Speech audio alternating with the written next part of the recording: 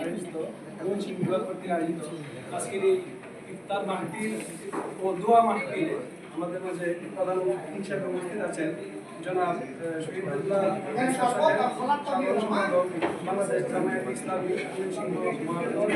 আমি সবার নাম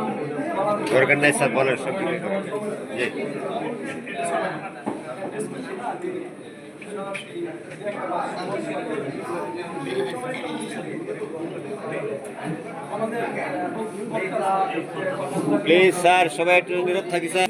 17 দিনের আন্দোলনের প্রেক্ষিতে বাংলাদেশের প্রায় সকল রাজনৈতিক দলের সাপোর্টে সরকার আমাদের দাবি মেনে নিতে বাধ্য হয়েছে। বলা যায় এমপিও ধাক্কা খুলে গেছে, খুলে গেছে। তো এখানে কিন্তু আমাদের কাজ শেষ না, আমাদের অনেক পথ পাড়ি দিতে হবে। এই পথ পাড়ি দিতে হলে আমাদের ঐক্যবদ্ধের কোনো বিকল্প নেই।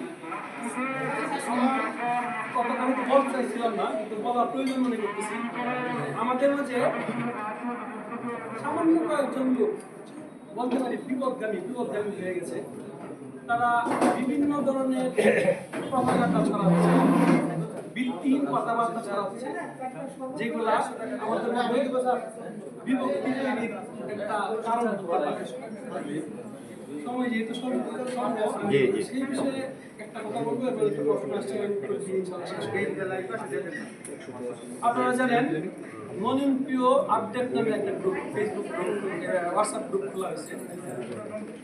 এই গ্রুপে আমাদের যে মূল ধারা কমিটির সাথে সম্পৃক্ত যারা ছিল ওদের মধ্যে থেকে বিপদগামী সামান্য কয়েকজন লোক এই গ্রুপে লিডিং দিচ্ছে এবং এইরকম সব কথাবার্তা ছড়াচ্ছে যেগুলার সামান্যতম ভিত্তি নাই।